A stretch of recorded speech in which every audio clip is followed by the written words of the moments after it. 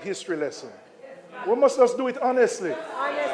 We can't pretend that everything on this side has been great. But give the context. Don't come here and give a half story. Leave out your term from 27 to 2011. Like nothing never happened. That we just get up in 2012 and inherited some bed of roses. Give the proper context so that the same 20-year-olds we are talking to will know. Tell the people the truth.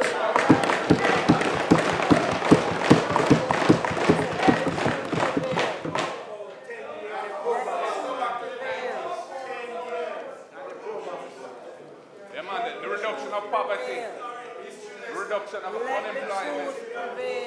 Let's go back to the 90s. You don't know it, so we can't help you. You don't know it. The internet. Madam Speaker, I need your protection. Members. Why not?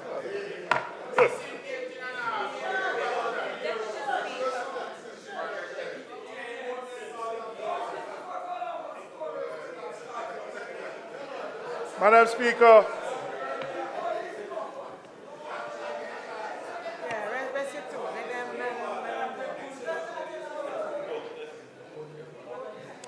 The international community recognized what the PNP did during that period. That's right. The then IMF Managing Director, Christine Lagarde, and I quote, "I want to pay tribute to Minister Phillips and his colleagues for what has been a clear change of course, That's right. making the hard choices and successfully completing 4 reviews."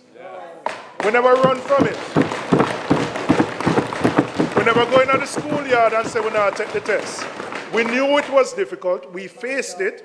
We knew it was painful, but we knew it was in the best interest of the country to do so.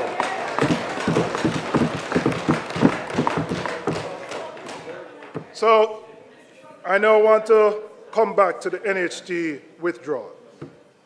And I want to remind the House of how the then JLP opposition responded. They didn't simply disagree with the measure, Madam Speaker. They campaigned against it loudly and relentlessly, framing it as an attack on the working class, framing it as an assault on the poor, framing it as a betrayal of the Jamaican people. The person who was the most vocal was the Prime Minister himself. Right?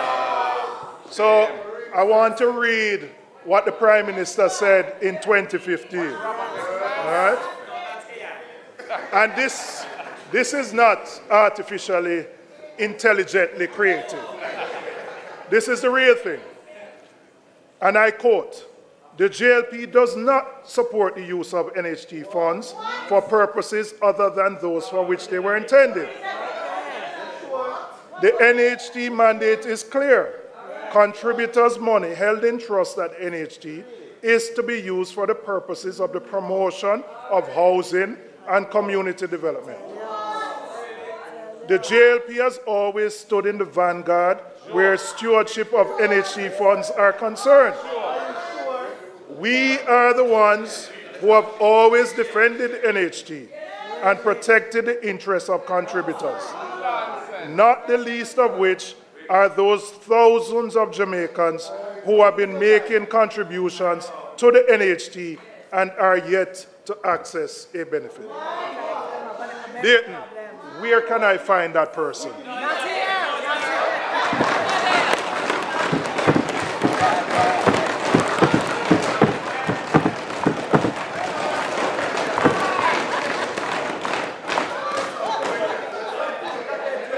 Madam Speaker, I'm going to star you more because more. The matter was taken to court. Yeah, by an affiliate. They didn't go up front, but somebody went up front. Yeah, man. And they lost. Yeah, they lost. Now, Madam Speaker, after the JLP formed the government in 2016, you would have expected that NHT withdrawals would have ended based on how strident their position was.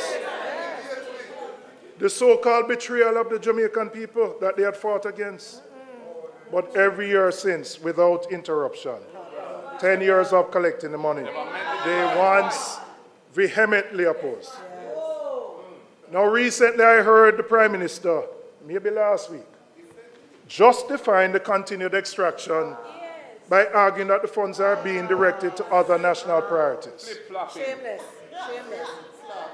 So I want to ask the Prime Minister one question. When the PMP had to do it between 2013 and 2016, were we not also directing those funds to national priorities? Were we not also using that money to meet the primary surplus that kept Jamaica out of default?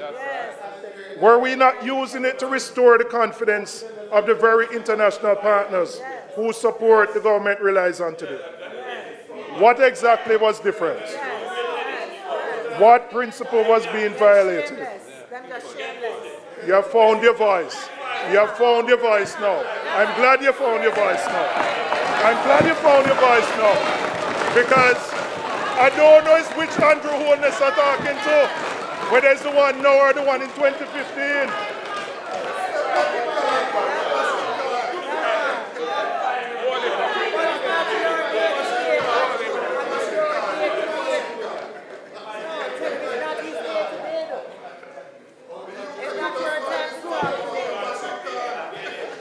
So what was different?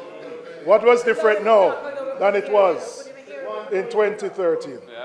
The only thing that was different was you were on this side and we were on that side.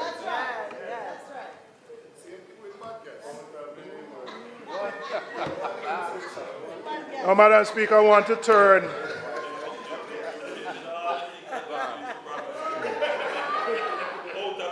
No, listen, allow him to talk. Allow him to talk. Nobody interrupt you. All of them couldn't hear you, will listen. All of them couldn't hear you, will listen. All right, don't interrupt him. Do not interrupt him. I never expected you to get so agitated. You're going to speak next week Thursday, no? And we will listen to you next week Thursday. And I don't intend to enumerate all the things over the last 10 years. You want me to? Okay, all right. Madam Speaker, I want to address something about the framing of this budget and how the revenue measures have been presented to the public. Yes, the country has suffered a major catastrophe through Hurricane Melissa, which has damaged the country and impacted the government revenues. But we need to look beyond that and go back to the last 2 years to see how the government has been balancing the budget. In the two previous consecutive years, the government securitized future revenues from the Norman Manley International Airport and the Donald Sangster Airport, raising over 70 billion in 23-24 and 60 billion in 24-25. What that meant is that they sold off 12 years in one case of future revenues and then 10 years of future revenues to ensure that they could fund the budget. And the analogy that I would use is like you go to your boss and you're under some pressure and you say, boss, give me a salary advance for the next 12 months. And you use the money for deal with the rent and all the other things. So when next month comes, you can't get another advance. So you have to go find something else. So this is next month. So having sold off the revenues of both airports, Nothing more to sell. there is nothing more to sell So them must tax you instead. to meet the recurrent expenditures. Tax you instead. So, Madam Speaker, those securitizations provided upfront cash that supported the budget of the day. So what this tells you is that long before Melissa, there was always a challenge for tax revenues organically to meet the expenses of the government. And so the government relied on these one-off transactions to balance the budget, something which was raised by the fiscal commissioner and has been raised as a risk going forward. And we have raised it as well, and we did for the last 2 years. So the gap between what the government was collected and needed and what it was spending was widening. Those pressures existed before Melissa came. Poor management. Before Melissa came. And so it is important. Poor management. It is important that there is a context explained of the challenges that this government has faced, particularly around growth and tax revenues. Now, they have been aggravated by the hurricane and made worse, but they existed long before. And we are not minimizing the impact that the hurricane has had on the country and the economy. But the Jamaican people need a context and an honest explanation as to the fiscal challenges that existed and that they existed long before Melissa hit our shores. Now, Madam Speaker, I want to turn to what we would do differently. The government has looked at the revenue gap and has reached for the imposition of new taxes to fund the budget. And the continued drawdown of the NHT, 11.4 billion. We have looked at a similar gap, and we have determined an alternative way to fund the budget while balancing the lives of the Jamaican people.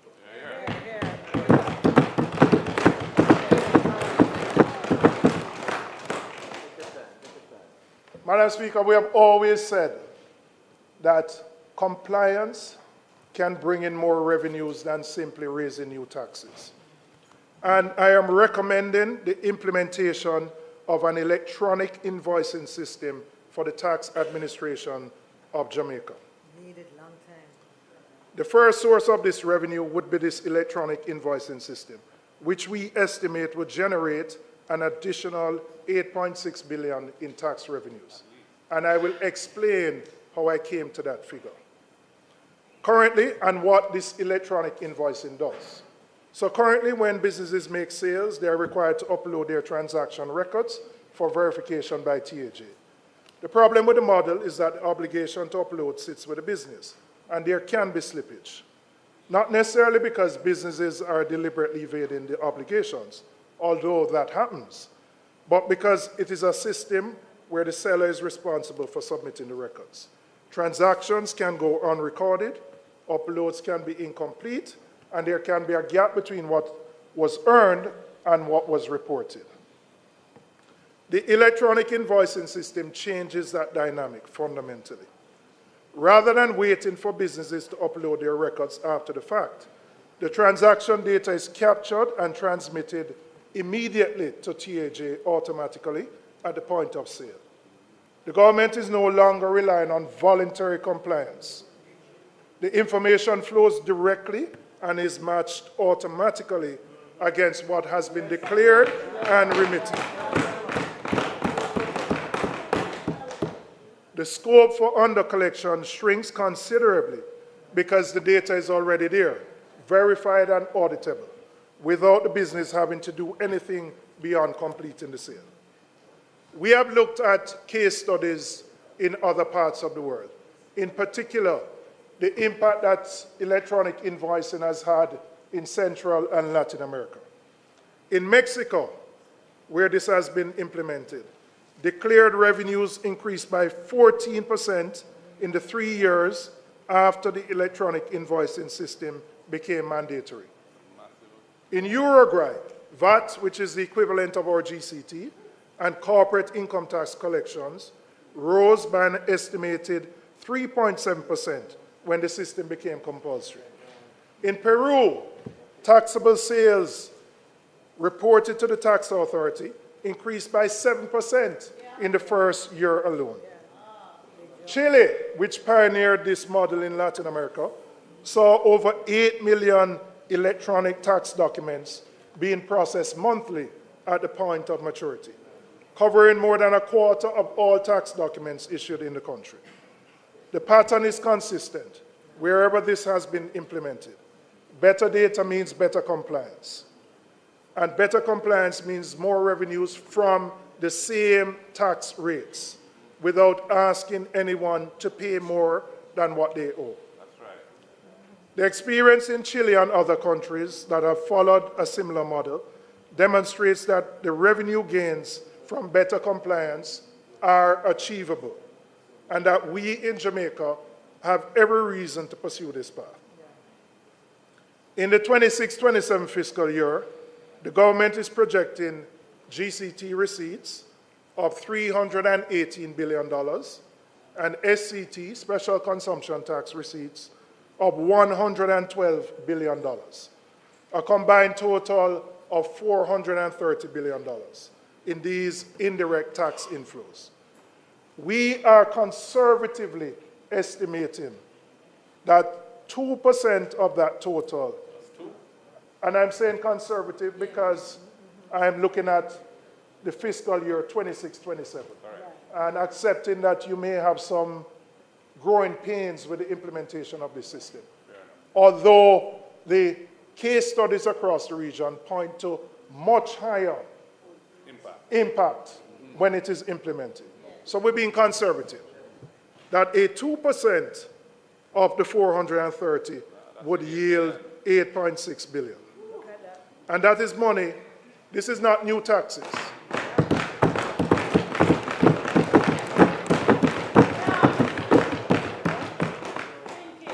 This is money that the government is entitled to collect. I must tell you, Madam Speaker, about a month or so ago, I was particularly caught by a story in the media. The TAJ indicated that 11 used car dealers were brought to court and were found to have liabilities of $4 billion. 11 billion, not million. 11 used car dealers were brought to court and found to have liabilities of $4 billion. It indicates, Madam Speaker, that compliance with great enforcement can fill the gap that we are looking to do so with new taxes. And we need to provide the tools and the technology to TAJ to give them the authority. And this only works when it is mandatory. So there may be legislative changes that are needed to ensure that we can collect the full gamut of taxes that are out there. Madam Speaker, the next second revenue initiative we are proposing is the establishment of a digital nomad program. And I'll explain what that is.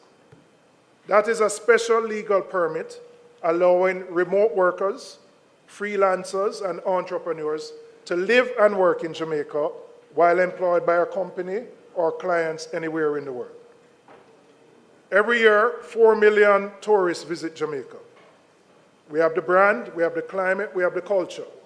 And we also have the connectivity infrastructure that those remote workers are looking for. What we do not have as yet is a structured program that allows them to stay longer, to work from here and spend their money right here in Jamaica. So we have looked at the case studies across the region. Barbados started it. There are about 6 Caribbean countries that have implemented it. And we are proposing a fee of $2,000 US for a 12-month period. And we have estimated of the 4 million tourists that we would be able to get 5,000 of these digital nomads coming to stay in Jamaica in the first year. That would generate in the fees alone approximately $1.5 billion. But the fees only tell part of the story. The real story is when they come here, when they stay here, the restaurants, the Airbnbs, the hotels, the villas, the concerts, the food that they spend. That is the impact. Barbados estimates that each digital nomad spends on average $55,000 US when they're there in Barbados. Per year. Yes, 55,000 US, right? I wouldn't be as optimistic as that. But if I estimate that in Jamaica, an average 6-month stay could yield a spend of 25,000 US, which is about $4,000 a month. Jamaica could realize the economic benefit of 125 million US dollars, or 19.5 billion Jamaican dollars. Wow.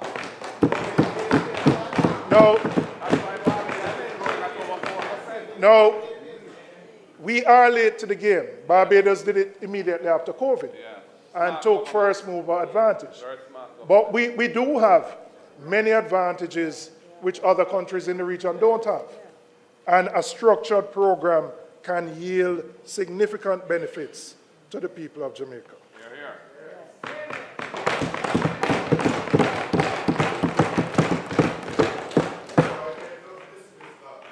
In Barbados, in the first 10 months alone, the program attracted 2,500 applicants. It contributed over $100 million US dollars in broader economic activity in that country. We have a lot more that we can offer. We just need to put in place the framework and promote Jamaica as a location for digital nomads. Madam Speaker, I want to look at where some of the other areas that we intend to get some revenues from. And there are some targeted transfers from some specific public bodies that we would look at.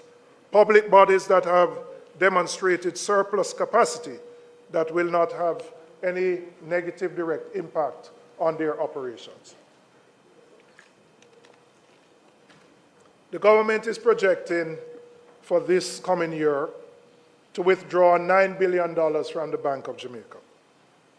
We would take an additional $1 billion to bring the total to 10. Now, I want to make a distinction. This is not the NIR. These are surpluses that are generated from the profits of the BOJ. We also looked at other public bodies who have surpluses, and I looked at the FCJ with a net surplus of $3.14 billion and profits of $5.15. And we would do a transfer of $1 billion from there. So, Madam Speaker, some of these institutions have demonstrated with their performance these surpluses, which, if put to the central government, would not affect their core operations. Madam Speaker, I'm coming back to the NHT withdrawal. We have said so before, and we are committed to ending the annual extraction of $11.4 billion from the NHT.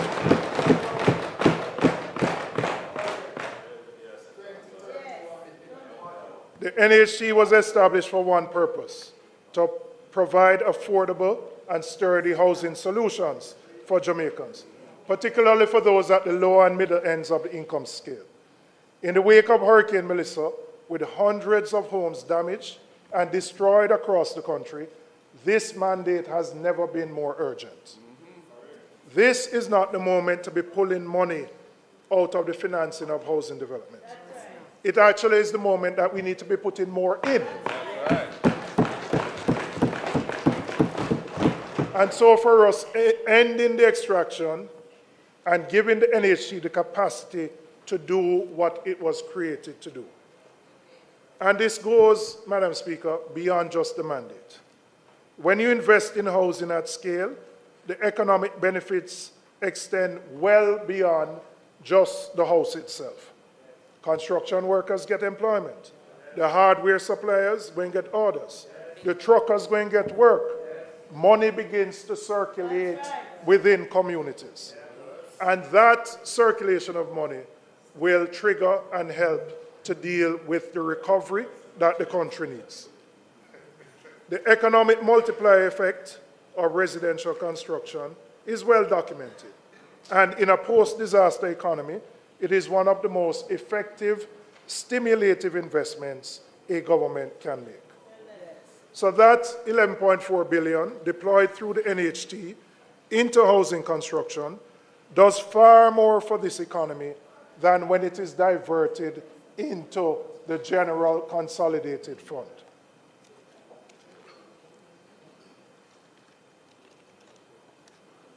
So, Madam Speaker, we would end the NHT drawdown and ensure that the funds go to those who have been most affected by the hurricane and those Jamaicans who struggle, work hard, and cannot find a house to buy.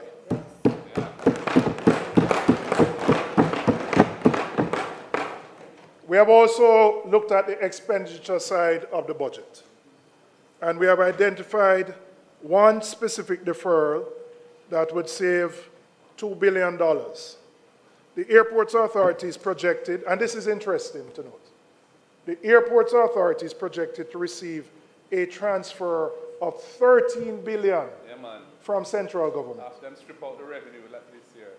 Now remember, the AAJ, those were the same entities where the government sold the future revenues to fund the current budget. And now, those same entities are receiving significantly higher support from central government. 13 billion, a figure much higher than has ever existed in any point in time. And because the revenues have been taken from the AAJ is now dependent on central government. Some big deficits. The AAJ had earmarked $2 billion for the construction of a new corporate head office. We are proposing a deferral of that expenditure to the next fiscal year.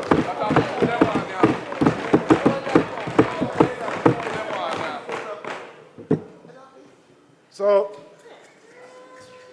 I want to now explain the impact of what our alternatives would be on our fiscal targets. So when you add it up, Madam Speaker, our alternatives create a revenue gap of approximately 17, and I'll go through this chart with you. We are removing the 18 billion in taxes. We are projecting income of 8.6, 1.2 from just the fees from the digital nomad program. We'll still be left with a deficit of just over 8 billion. We will cease the NHT withdrawals and the two transfers, which account for 2 billion. So we end up with a negative of 17 billion. I indicated a reduction in the transfer to the Airport Authority, which takes 2 billion away. So we would still have a net deficit of $15 billion. $15 billion.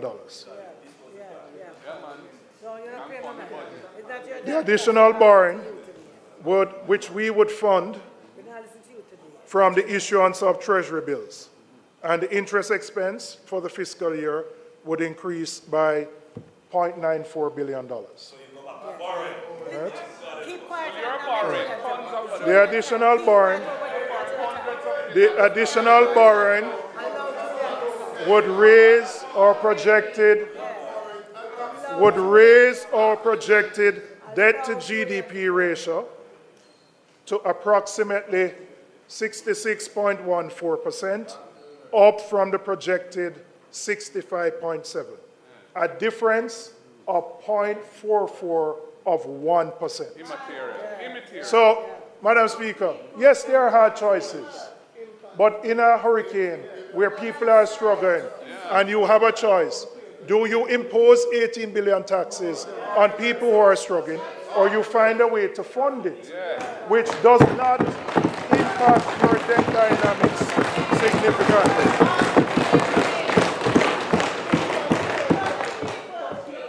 And we do so in a responsible way.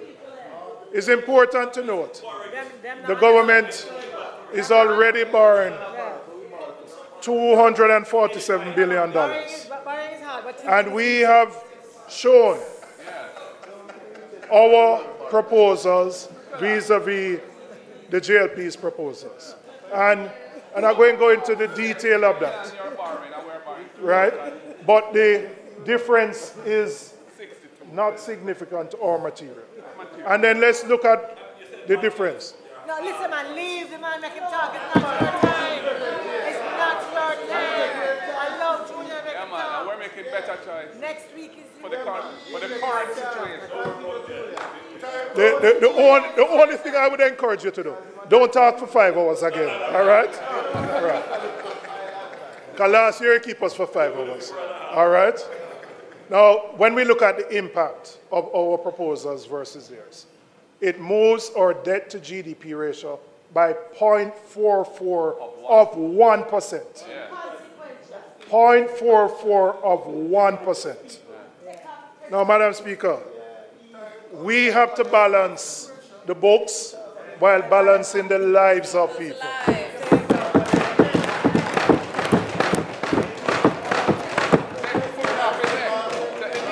For the people in Darliston and Betheltown, they need a break on White House.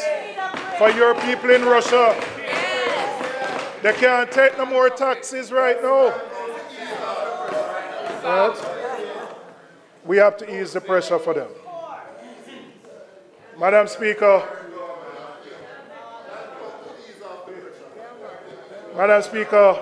I now want to turn my attention to how the path ahead. Because the reality, we have had low growth for the last 10 years, notwithstanding the external shocks. And even when you recover from the current Hurricane Melissa, the government's own projections are for 1% growth after 2029. You know 1% growth cannot generate the tax revenues that we need to provide the services that the country needs. So I want to now look at how we can actually grow the economy, improve our tax revenues, restore the base so that we don't have to impose taxes on people. The immediate priority has to be restoring Jamaica's productive capacity to at least the levels that existed before Hurricane Melissa. But that must be the floor, not the ceiling. Recovery must be the starting point, not the destination.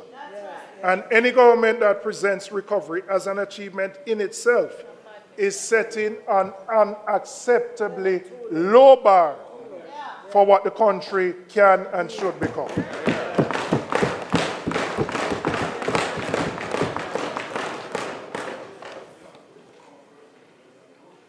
As I said, when you look at the government's own fiscal policy paper, after the recovery period of around growth, up to 2029, the economy settles back down to 1%. The numbers are right there. So, Madam Speaker, what will we do differently to ensure that we can achieve growth? And I first want to start with the issue of energy. Because Jamaica, and I don't know whether we'll find oil or not, but there are some things within which we have control over. When we were last at the Wicked Philip, we had set a target of generating 50% of our energy from renewable sources. It was then, by 2030. We know we're near that. We know we're near that not because of Melissa, not because of COVID, but quite frankly, just bad management on their part. When we issued in 2013 the request for a proposal, that led to a build-out in 2016. It took that government 8 years to issue the next request for a proposal. 8 years. Persons were selected in 2024. It will take them 3 years or so, or more, because they have to look for the financing, they have to negotiate their private power purchase agreements, and they have to build out their infrastructure. So we're not going to see the impact of more renewables on the grid till probably 27 or 28. Now, we are faced with the prospect of oil prices of over $100 and going up. And while we can't control what takes place in the Middle East, we have control over what we can do here.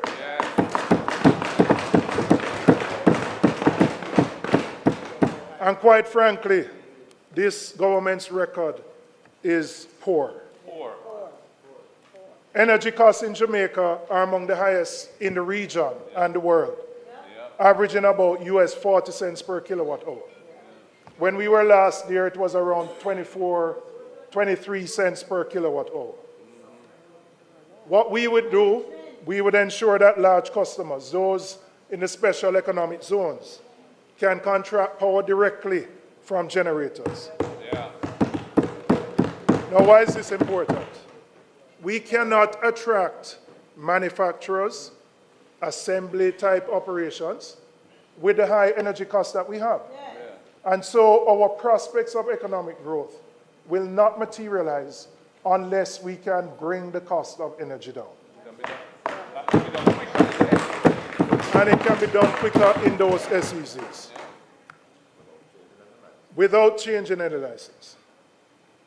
We would be separating dispatch, transmission, and distribution into a properly regulated structure with distinct licenses.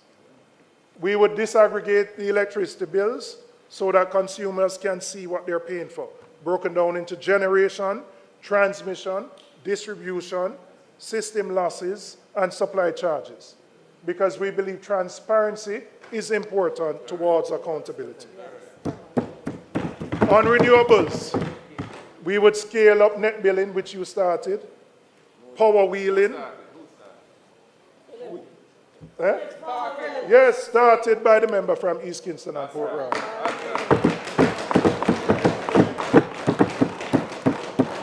You're going to claim that one too? Them love a jacket over there, sir. Oh, you love jackets, sir. Oh, you love jackets, sir. You love jackets like wow. So we would scale up net billing and power wheeling for distributed generation, expand solar technology for residential use, and introduce more flexible service and payment options so that the transition to cleaner, cheaper energy is accessible to ordinary Jamaicans and not just those who can afford the upfront costs. We would also ensure that vulnerable populations, including senior citizens, benefit from discounted rates, because the burden of high energy costs falls heavily on those who are least able to afford it. And we would tackle the issue of energy theft in a real concentrated way. You know, the issue, I don't know that there's a great appreciation for the impact that this has on the bills that every JPS customer pays. It adds 20%. But there's a perception that the people who are consumers and not customers just do it because them just want T flight. It's not so. They can't get a meter from JPS if their house is not wired. And the cost of wiring a house and getting your meter passed by the government electrical inspector is beyond the reach of the majority of people who find themselves in that position. So even if they want to change their status, and my experience has been, many of them want to. Them don't want police to run them down and pull down them throats. But they simply can't afford to wire the house and to get the meter. And that requires more intervention from the government. Something has been done, but really what was started is insufficient. Totally. And if you don't deal with it, you can't address the high energy costs that the country faces. And so we would take a comprehensive approach to dealing with the issue of energy theft and giving options to persons who want to make the decision to move from being consumers to being customers of JPS.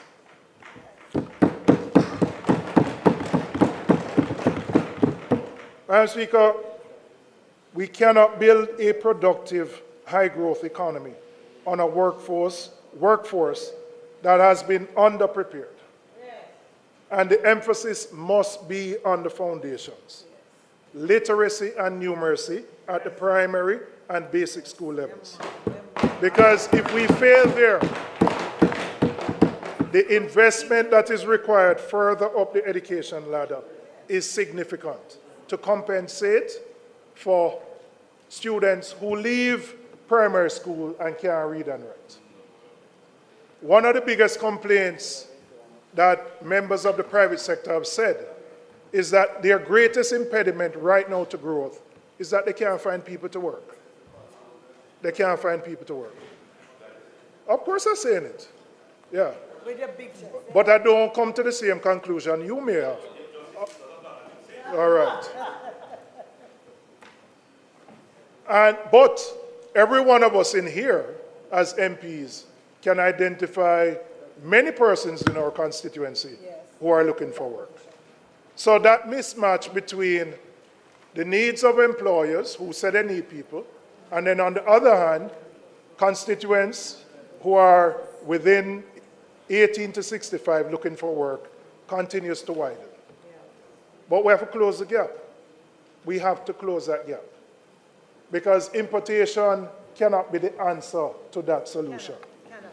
And so the investments that need to be made at the basic and primary level have to be stepped up, so that every child who leaves a primary school can read and write, can do little maths, the 3 R's. Because if that foundation is created, we will have enhanced productivity and greater revenue growth and economic prosperity. But we also need to ensure that children who have special needs are included and resources provided so that they can function in the education system. There are too many, particularly boys, where the teacher them say, why the boy give so much trouble? He can't sit down at the class and listen. But they may be undiagnosed, right? They may be undiagnosed because the parents can't afford to get a private diagnosis, which costs $50,000 and up. If they register at MICA, which provides the service, is a 2-year waiting list. And so too many of our children who are not performing at the level that they need to are children who are undiagnosed. We need to ensure that we get to the root of that.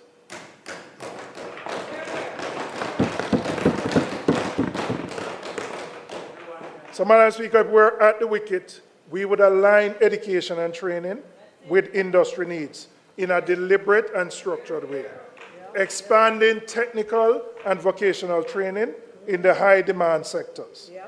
Central to this is reforming HEART.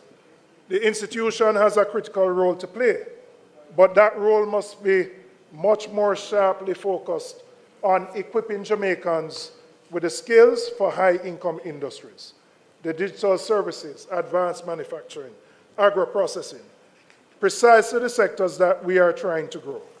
HEART should become the pipeline into which those industries can look for persons.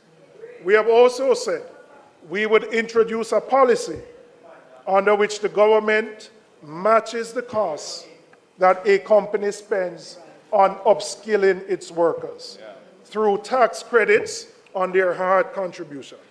So if you are a business and you are willing to invest in ensuring that your employees are upgraded, you are already contributing to HEART through the employer contribution. You will be getting a credit equivalent to what you are spending to upgrade your workforce.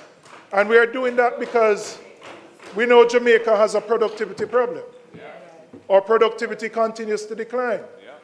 And unless we attack the problem at the source by investing more in our workforce, we are going to continue to languish at the 1% growth rate, which has plagued this country for a long time.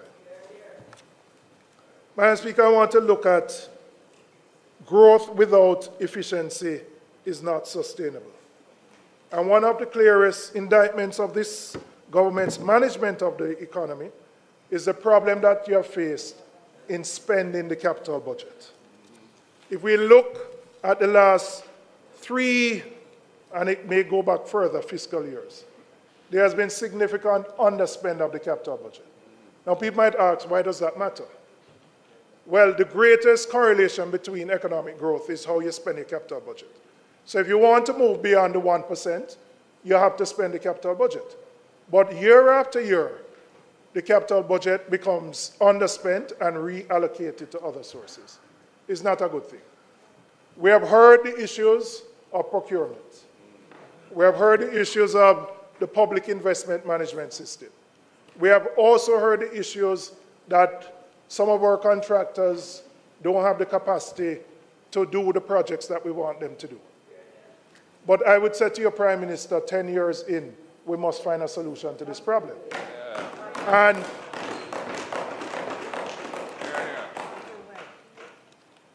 I want to say specifically to you, you have the right to organize the government the way you want as Prime Minister. But when I look at the capital budget for both central government and public bodies, 60 to 70% of the capital spend sits in two ministries, Ministry of Economic Growth and Infrastructure and the Office of the Prime Minister, which are headed by you. Now, you might say you want to facilitate that on your own, but then it must become a bottleneck. When all of those big agencies, from NHT, Port Authority, UDC, factories, as public bodies, and then central government, I am urging you to rethink this, to look back at this structure. Because what you may have envisioned as making things flow quickly, it has not happened. And the evidence of it is the level of underspend of our capital budget. And if we're going to move the country forward, we have to unclog that bottleneck that is preventing those monies from being spent in the economy.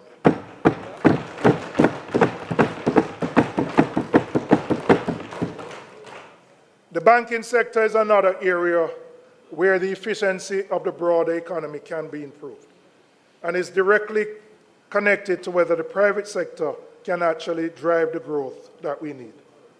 I took note on Tuesday, Madam Speaker, the Minister re-announced an announcement made by the Bank of Jamaica Governor of the implementation of the eKYC system, which was done in 2024. I have no issue with that system. It is actually a good thing and will actually improve competition within the banking sector. But June 24 was when the announcement was made. And Fitz not here. I believe it was right here at a standing finance committee meeting that the BOJ governor said that, of the eKYC system. But I expected Minister to go further than just eKYC. Because while that is a start in enhancing competition within the banking sector, there is more that needs to be done to make the sector competitive and to ensure that monetary policy can work. So the government, through its ministries, agencies, and departments, is the single largest holder of deposits within the banking sector. Those deposits, by and large, remain with the two largest banks. And the government has to implement a system that ensures that there's a more transparent and competitive way in which all banks can access government deposits. What exists right now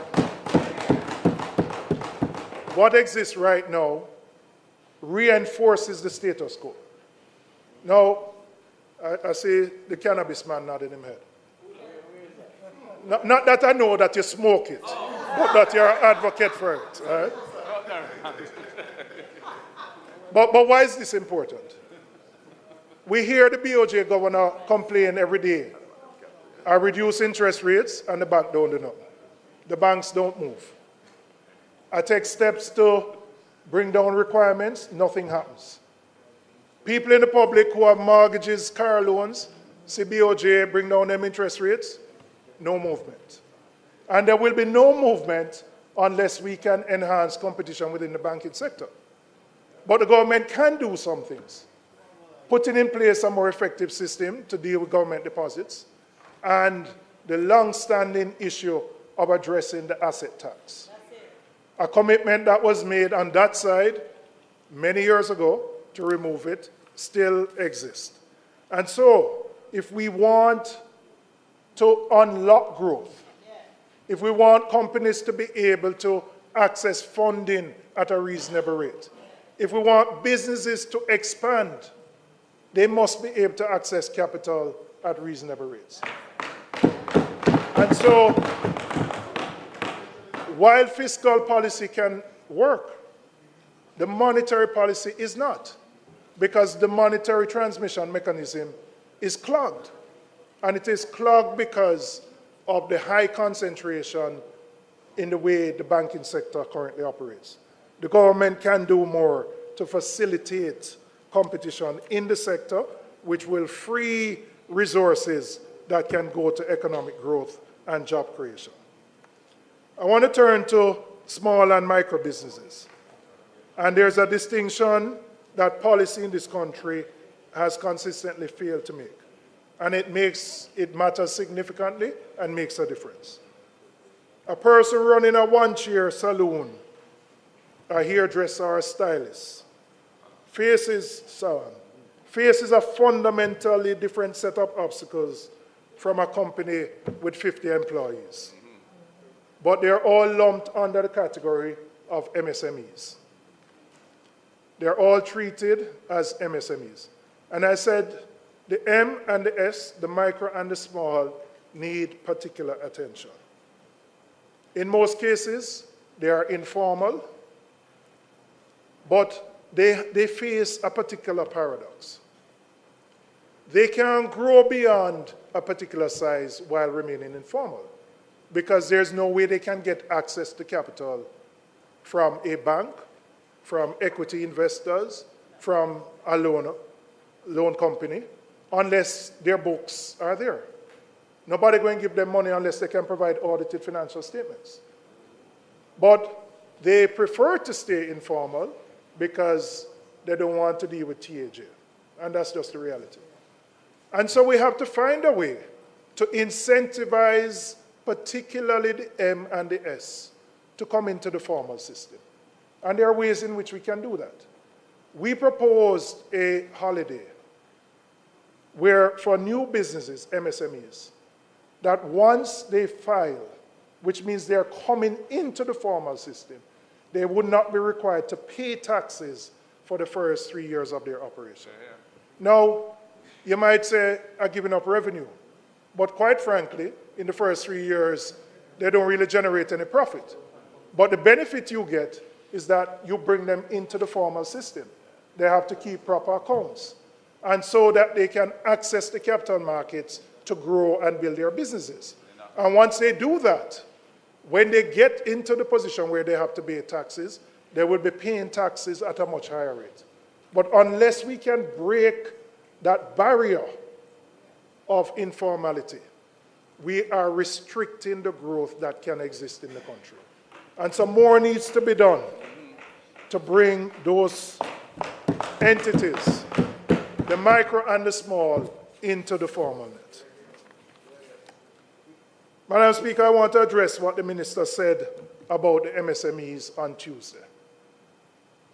She spoke about the set-aside provisions to ensure that a part of government's revenues would be set aside for the MSMEs. That was announced by that minister in 2019 and announced again in 2020. The former Minister of Finance. The former Minister of Finance. Madam Speaker, it has taken 7 years, another announcement by the minister on the same thing. I don't know what has happened in the 7 years, but when I talk to people in the sector, them say nothing. But we have another big announcement made on Tuesday, that those set-aside provisions will, for procurement. So to be clear, we're talking about ensuring that government, who is the largest player in the economy, sets aside particular sums that MSMEs can participate in procurement. 7 years later, there has been no meaningful progress made on this. They're hopeless. Mismanagement again. Now, when we talk about growth and the need to grow the economy, this is a low-hanging fruit that we can implement.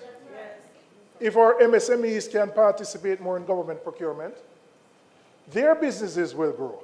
They will employ more people. They'll pay more GCT, more income tax.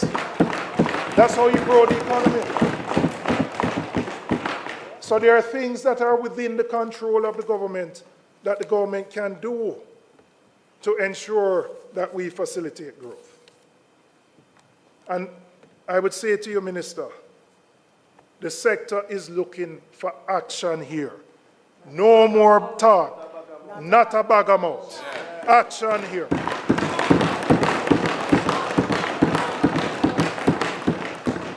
They have waited patiently for 7 years, and they have not seen any movement. Madam Speaker, on the emerging sectors, Jamaica has genuine opportunities in digital services, agro-processing, logistics, the creative industries, and cannabis. And these are not abstract possibilities. These are real. The foundations already exist. What is missing is the deliberate policy support, access to capital, and the regulatory frameworks that will allow these sectors to move beyond potential to actual contribution. And again, if we are serious about growing the economy, these are the sectors that we need to give priority to. Underpinning this, Madam Speaker, is the question of exports, because Jamaica will never generate the kind of wealth its people deserve by simply selling to the 3 million of us here. We have to look outwards, and looking outwards is not just the diaspora, it is in many other countries, to grow the value of what we produce, to build industries that can compete on the world stage, and to ensure that more of the earnings from the industries stay in Jamaica and benefit Jamaican workers and communities. That is the direction our growth agenda points.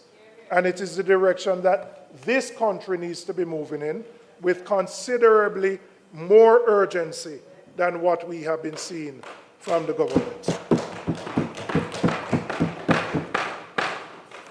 Madam Speaker, Jamaica is at a critical point in its history.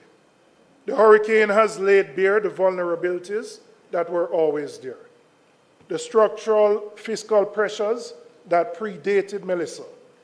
The chronically low growth that has kept living standards stagnant for too long. The public institutions that were not ready when the moment demanded them. And the Jamaicans who, as always, carried more than their share of the burden while waiting on the government's response. The question is, the government's budget was supposed to answer what happens next. How does this country recover, and how does it grow in a way that actually changes people's lives? The budget that has been presented falls short in this regard. Falls short. It falls short for the woman in Sablamar who lost her shop and is hoping for some ease to the predicament that she faces so that she can send her children to school. It falls short for the man in Mobay whose car was destroyed in the hurricane and who wants to get his taxi business back up and running. And he might have a loan. It falls short for the man in Katadupa, the farmer, who we need to produce so that we can import less and we can supply our hotels.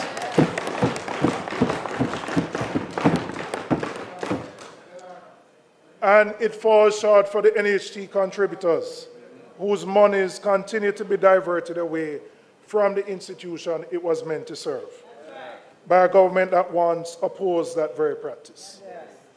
Madam Speaker, I want to be clear about what this side of the House represents in this moment. We're not here simply to oppose. We are here because accountability is what democracy requires.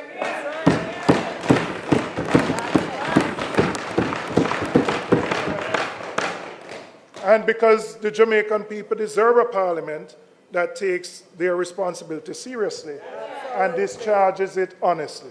That's right. So when we critique the government's budget, it is because the choices made in that document have real consequences for the people. And the people deserve to know that those of us on this side of the chamber are examining those choices carefully and offering a genuine alternative. Madam Speaker, Jamaica's best days are not behind us. They are ahead of us. If we are willing to make the choices that will get us there. We are not a small country with small ambition. We are a small island that has already shown the world what Jamaica is capable of and we have barely scratched the surface of what we can become. Madam Speaker, we have presented an alternative to what the government has proposed. Yes. We have sought to balance the lives of the people while balancing the books. Yes. We have looked at the impact of this hurricane and the devastation it has had on so many Jamaicans. Yes. And we believe that the path forward of growing the economy is the only sustainable way that we can lift the living standards for all Jamaican people. Thank you very much, Madam Speaker.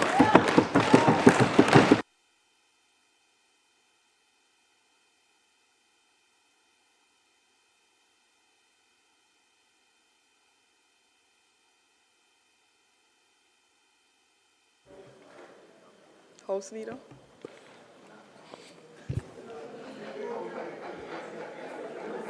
Madam Speaker, we thank the member for his spirited contribution.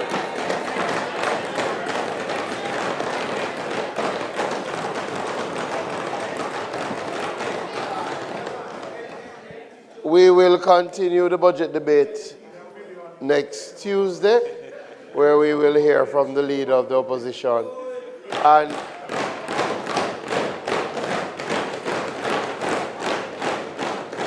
And then to remind the House that we return on the 19th of March, where we will hear from the Prime Minister. 24th, where we will hear from, yes, the 19th, where we will hear from the Prime Minister. That's what we are. So, Madam Speaker, it's not intended for us to do any further business today. I ask that the House be adjourned for a date, for Tuesday the 17th of March 2026.